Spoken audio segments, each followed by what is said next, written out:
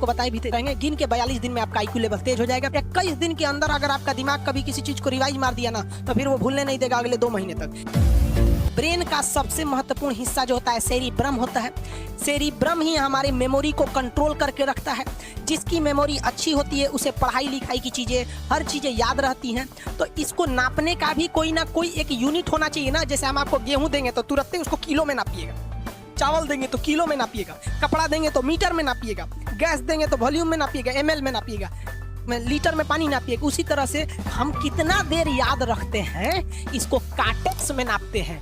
जिसका कार्टेक्स ज्यादा है उसको कहते हैं कि ससुरा बहुते इसका दिमाग तेज है, यानी इसका आईक्यू लेवल ज्यादा है। और जिसका कार्टेक्स यानी याद रखने की क्षमता कम है उसे कहते हैं कि इसका कार्टेक्स कम है, यानी आईक्यू लेवल इसका कम है। समझ में आ गया कि नहीं आ गया? किसी को दिक्कत? अब हम आपको एग्जाम्पल देते हैं। आपकी लाइफ में बहुत सारे टीचर आए। कुछ टीचर आपको नोट्स खोल के पढ़ाते हैं। कोनो किताब उताब नहीं है जी? यहाँ कोनो किताबें ना है, एक खाता बुक भी देना है, इसी को समझा देते। देखो एक हिसाब किताब वाला किताब है।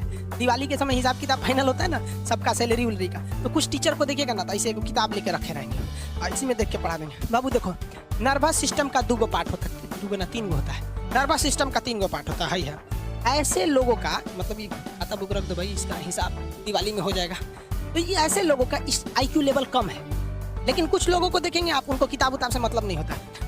जैसे आप इलाहाबाद यूनिवर्सिटी कभी जाइए तो देखिए, या बड़े टीचर IIT वगैरह जाएंगे, बहुत एकदम टीचर आते हैं आराम से, कोई नोट्स वोट्स कुछ नहीं, आया पढ़ा रहा है, चालू किया, एकदम मस्त इंजॉय करके चला गया। तो इनका आईक्यू लेवल ज़्यादा होता है। आईक्यू लेवल बढ़ाने के लिए हम आपको बताए भी थे, दिमागीन खाइए, अच्छा रहता है। एक ही तरह की सोच मत सोचिए, अच्छा रहता है। आईक्यू लेवल कैसे बढ़ाएंगे तो याद रखिए, आईक्यू लेवल बढ़ाने के लिए सोने से पहले का आधा घंटा बहुत जरूरी होता है। सोने से पहले आधे घंटे दिन भर में जितना काम किए हैं उसको सुबह से रात तक देखते रहिए। एक बार रिवाइज मारिए, सुबह उठे थे, ये किए थे, इसके बाद पढ़े थे, क्या क्या पढ़े थे, खान सर ये पढ़ाए थे, आप कहीं मैथ पढ़े होंगे, उसको सोचिए मैथ में क्या पढ़ाया गया था, खटाखट खटाखट। आपको सोचना ही है ना, सोचने में कितना टाइम लगता है, खटाखट। तो अगर इसको रिवाइज करते रहेंगे, गिन के 42 दिन में आपका आईक्यू लेवल तेज हो जाएगा। फिर आप कहेंगे कि सर जी हमरो बिना किताब का याद हो गया। और अगर यही खत्म हो जाएगा तो क्या कहिएगा, आपका भी आईक्यू लेवल गिर जाएगा। आप टॉपिक भूल जाते हैं, मतलब आपके दिमाग में दूसरा टॉपिक चलता है। आप लाइफ में किसको किसको आई लव यू बोले हैं, कभी भूले नहीं?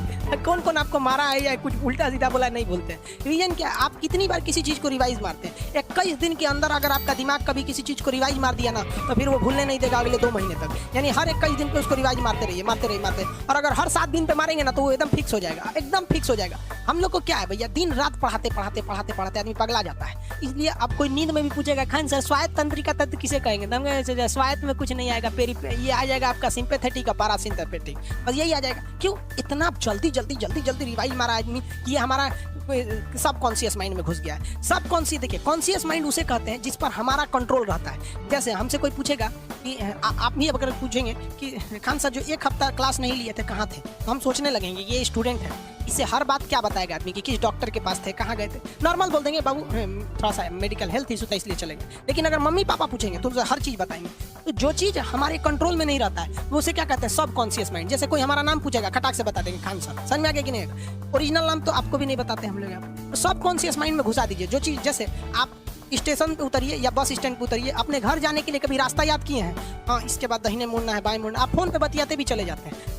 जब कभी किसी चीज़ को बहुत बार रिवाइज मार देते हैं तो वो चला जाता है सब कॉन्शियस माइंड में, फिर आपको याद करने की ज़रूरत नहीं है। सपना कैसे आता है? जब आपकी नींद अच्छी नहीं होती है तब। नींद प्रॉपर लिया कीजिए, नींद में कोई कमी नहीं आनी चाहिए। आप जिस दिन बहुत ज़्यादा थके रहेंगे उस दिन कोई सपना नहीं आता है। हम लोग का जब ऑफलाइन क्लास रहता था, सुबह 7 बजे से रात 9 बजे तक पढ़ाता था आदमी, जो ने करवट सोता था उधरे उठ जाता था, सपना का नाम ही नहीं आता था। समझ में आ गया कि नहीं? जब भी आपके बॉडी में ऑक्सीजन की कमी आएगी वो चीज़ दर्द करने लगेगा। जैसे आप दौड़ेंगे तो आप सांस ज़्यादा नहीं ले पाते, ऐसे लेते हैं तो बॉडी में सांस नहीं पहुंच पाता और हाथ पैर में आपके लैक्टिक एसिड जम जाता है, जिसलिए दर्द करने लगता है। तो जब कभी भी मेहनत करने लगेंगे या फिर दब हो जाएगा तो ब्रेन दर्द करने लगता है। दूसरा, कोमा क्या होता है? ब्रेन हमेशा वर्किंग करते रहता है। अगर वो रेस्ट में चला गया तो उसी को कोमा कहते हैं। अब परमानेंटली रेस्ट में चला गया तो मरिए जाएंगे। बेहोशी में क्या होता है कि ब्रेन और स्पाइनल कॉर्ड का संपर्क टूट जाता है।